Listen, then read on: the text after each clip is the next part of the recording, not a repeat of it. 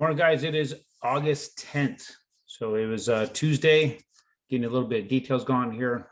This last weekend was in Dallas for several days. Got to go to an event with a bunch of dentists and doctors and folks that get together on a regular basis, talk about their businesses, talked a lot about inflation, talked about the market. Hadn't been able to go in a while just because every time something was happening that prevented me. So it was really, really good to go see some folks that I really missed hanging out with. And in that meeting, the conversations that we had about what's going on out there, and one of the things that I wanted to reiterate while I was there has to do with we are caught up in weapons of mass distraction. And I think I might have used that before, and you all probably heard it somewhere else. But there's so many things going on that are pulling us away from focusing on what we should be focusing on. And what we really need to be focusing on is what we need to do for ourselves and for our families and for our businesses and for our real estate ventures, and not worry so much what's happening out there with the market. Yes, the market's important. Understanding what's going on out there is definitely important. But one of the benefits of having real estate, especially cash flowing rental real estate, it does quell some of those needs of having to know every detail, right?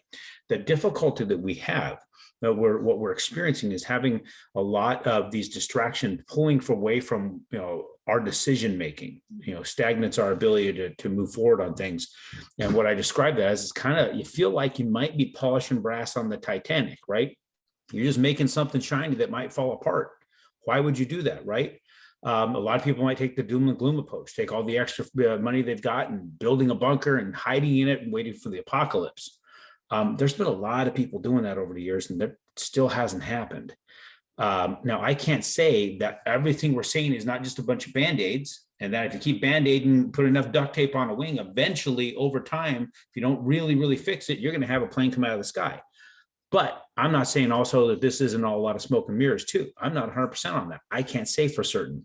But what I do know is what's going on out in the market right now that's pointing me to think that we're still in pretty good shape, especially us as real estate investors. Now, it may be worried in other aspects, but I mean, the New York Fed released its consumer expectations survey today. Well, I guess it was early this morning, and the inflation expectations are actually pushing, continuing to push housing higher. What does that mean?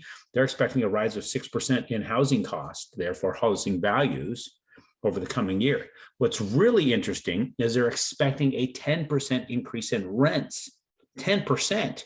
Every number that I've given in any video we've talked about numbers, I talked about a 3%. That if you're renting a property for $1,000 a month and you're able to get $200 a month in cash flow, and you raise it 3%, that's only $30 you're raising it the following year. So $1,000 a month year one, 3% increase year two, you get $1,030 a month. If you're getting $200 a month in cash flow year one, now you're getting approximately $230 a month in cash flow. I know you might have taxes or insurance adjustments, but let's say it's $230 now, from $200 a month cash flow to $230. That's a 15% compound growth in your cash flow. Add this 10% thought process to it. If the New York Fed is correct, that went from $1,000 a month to $1,100 a month, $200 a month to $300 a month, right? So $1,000 a month gross rent to $1,100 a month gross rent now would raise your cash flow from $200 a month to $300 a month. That's a 33% increase in your cash flow. That's huge. That's actually, no, it's more than, sorry, that's a 33% overall, but actually a 50% increase in your cash flow. That's ridiculous. So guys, focus on where you need to be. Put your attention into your business, into your life, and the things around you that you can control. We can't control all this mess that's out there. We can't control what's going on with shipping delays and with COVID and with freight and all that stuff. In fact, one of my staff members just came back from a trip, and it was Bella, and she had indicated that she was out at the beach, and there is there's ships out there with containers all over them just waiting to come in. I had another client I was on the phone with this morning. He lives out in Mobile, Alabama. He said he goes out to the coast there and he sees this the seventh largest port. Same thing. Ships sitting there for weeks. I don't know what's going on. I can't speculate what's going on. But what I got to do is I got to focus on what I can do, which is make this video today, right? Inform you guys of what's going on. Well, what we see is happening is we're going to have increasing in the housing of the properties we're buying. We're going to get that growth in the appreciation, and the rents are the big deal. If we're going to see that type of appreciation in rent and these cost increases for our renters, they're going to go somewhere, and that gives you a more competitive edge. If they're going to go up 10% across the market and you bring it up 5%, you bring it up 6 or 7, you're better than the market, and you're still getting that compound growth, that ridiculous compound growth. So think about those things. So let's look at mortgage-backed securities. Now, we did see some things that are happening out there in the mortgage-backed securities world that did give me a little bit of concern when it came to us busting out of the channel, right? So just kind of show you this one, and I don't know what there's. Oh, here we go. Here's the advanced chart that I was able to at least show the bottom line of that channel before we broke out of that channel, right? So I showed that bottom line before we were bouncing off it, staying below it. Well, guess what? We're out of the channel, but it's trying to work its way itself back up into the channel. I'm not so concerned about that one as I am looking at some other bond pools, because that's the 3.0, right? We're not in that 3.0 bond pool. Plus, that's the market where Fannie and Freddie have their what they're drawing from, and we're not using them. I'm going to go to aggregators. So what I'm going to focus more on is the 3.5 and the 4.0. So let's take a look right here at the 3.5, and actually this is a 4.0. Sorry. So we're going to look at the 4.0 here, and we're seeing that that's still up in a good solid position. Now that's telling me that there's a little bit more demand for the higher price mortgages, right? We're talking about the loans where people are going to, for investors. So because we had a little bit higher interest rate than we normally would be, because we're not pulling from the universal mortgage-backed securities, I'm going to use this 4.0 and the 3.5 as more of a reference point. So I'll share with you the 4.5. So look right here, we're in a positive position. We're up at a higher spot than we've been. So I'm feeling we're in pretty good shape.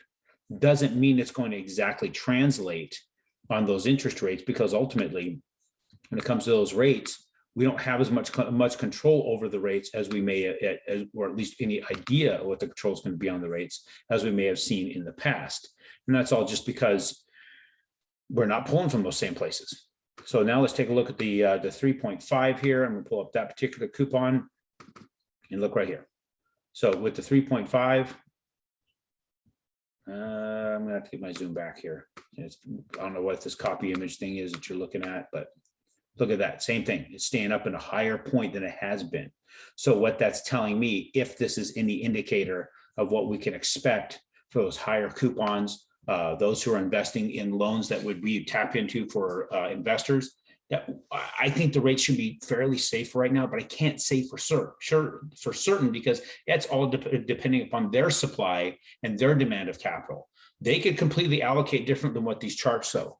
So it doesn't change the fact we're still in phenomenal position. I talked about this in the last few weeks, how if you look back from May of 2020 to March of 2021, that window of time when the Federal Reserve had dumped all that capital in to bring the rates artificially low because it was money not driven by the market, it's driven by the Fed and the US Treasury. You take that 10 months out, we're still in the lowest rates we've ever had in the history that I've ever followed. So if that's the case, focus on what we're talking about earlier here. Take advantage of the opportunity we have now. We have property values going through the roof. We have rents going through the roof.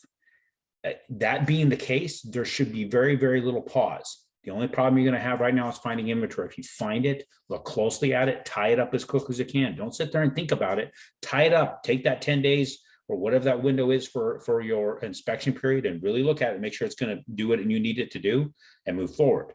Always take a close look at it, but tie it up. Tie it up for at least a week, because they're going to give you an inspection period. Use that time to do your due diligence and don't sit back on it. So if you need anything, reach out to me. We appreciate you guys watching. Appreciate you donating to OUR and helping us continue to do that.